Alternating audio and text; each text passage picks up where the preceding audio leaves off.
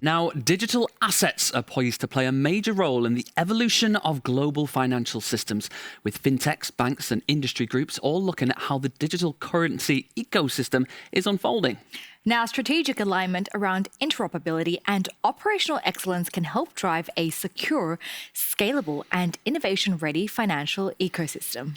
To discuss this in more detail, earlier we spoke to Ather Williams, Executive Vice President, Head of Global Payments and Liquidity and Wholesale Digital at Wells Fargo, and began by asking him what recent changes he sees in this area.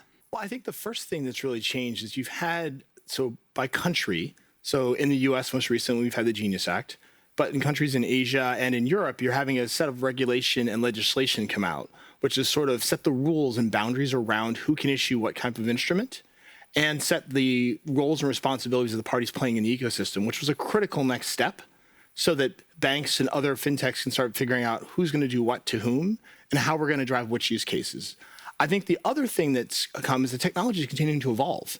Just like we've seen in other things like artificial intelligence, the acceleration has been massive. So when we started this conversation almost a decade ago around distributed ledger, the real question was it scalable? Can it handle the volume and scale that we have in current payment systems? And I think as the technologies continue to evolve, you've seen it get more robust, more resilient. There are still things we have to work through, but we think the institutional power is there to now add it to the global financial system.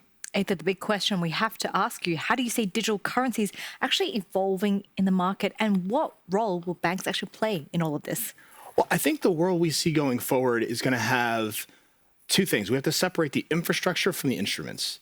So the infrastructure, where we think about what we do with SWIFT and the 11,000 banks in SWIFT, or we think about in a country where you have real-time payments networks, you may have a low-value payment system like an ACH in the US, et cetera. All those things still exist.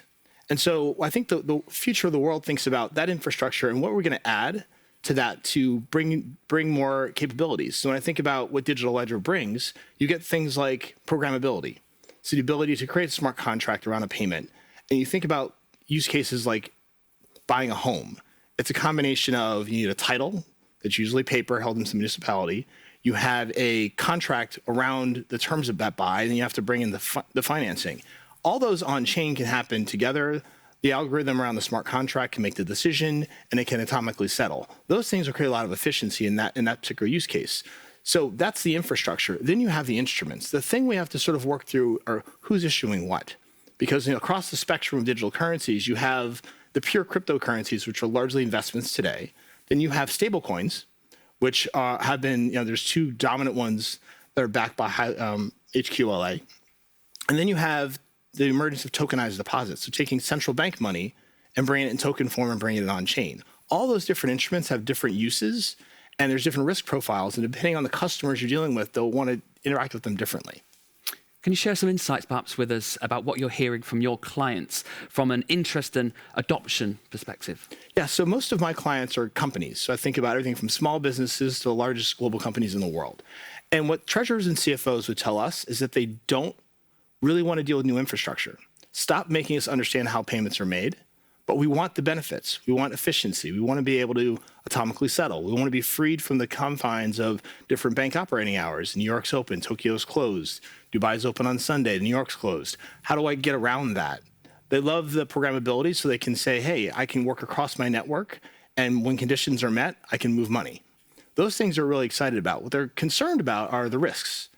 If you think about what's the fungibility between coins? They also don't want to deal with every bank issuing their own coin, and they have to figure out how to value them, how to manage the risk and hedge. So it's up to the industry, ourselves and our partners in the infrastructure, to figure out how we're going to create interoperability so we don't go back to the world. And I think about the US pre-1870 when you had each bank issuing its own notes, and then you had to figure out whether or not you wanted to take that note as currency. That's why they created the Bureau of Engraving and Printing in the US, so we had one national currency. We're kind of going back to that if we start issuing our own coins and tokens. So we have to start think that through carefully and understand how they're going to interoperate, and that'll be the key breakthrough that'll allow this really to scale. Now, there are multiple groups, fintechs, banks, industry players, all looking at the digital currency ecosystem. As this matures, do you see one type of network ultimately dominating, or is it in fact a multi-network future? Is that going to be inevitable? I really think we're planning for a multi-network future because the network should be comprised of individual banks who have large global footprints, who are going to have networks within their own companies to move money across their individual entities. You're going to have networks based on consumer use cases, where you have some high volatility currency countries where people want to hold dollar-based stablecoins, and they're going to trade on one network. And then you're going to have bank consortiums or other consortiums that connect. The key thing is how we're going to find the interoperability between all these networks. So we're planning for a future where whatever our clients want to do in the digital world, on an on-chain world, that we can help them manage through that network. The other thing we have to think about is the world's not 100% on-chain. So we're going to have to go on-chain and off-chain. We're going to live in this hybrid world for quite a while. And so how can we use the benefits of getting things on-chain, but then settle back into fiat currency where people actually want to pay out and actually get hard cash? And looking at where we are right now with digital currencies, where do you see the near-term use cases and opportunities we can get involved in 2025? Yeah, so again, I spend most of my time talking to companies. And so there are really two key use cases we're focused on at Wells Fargo. The first is cross-border payments. So thinking about how we can improve on what we have in correspondent banking. The thing is, people forget that they look at some of the edge cases, but correspondent banking is not really broken. When you think about it, 75% of payments that go cross-border settle within an hour, and like 90+% settle within a day. So it's really the edge cases, and most of those stop for real reasons. Is it fraud? Is it a sanctions-controlled payment, or other things that there should be some friction in the system? However, we do recognize that there is opportunity to create greater transparency, greater connectivity, and if you can get it down faster and makes sense, that's great. So cross-border payments is number one. Number two is really thinking about for our largest global corporate clients who are of multiple entities, and they've got subsidiaries in hundreds of countries and multiple currencies, they're usually functional in a few. And so they have a very clunky process internally where they're trying to repatriate cash, move things back to their core functional currencies. Being able to automate that through digital currency could be fascinating. It could be faster, more economically efficient for them, both from a fee structure, but also create a lot of liquidity value. So that's the other use case we're pursuing. Well, thank you so much for joining us here in the wonderful Sibos studio.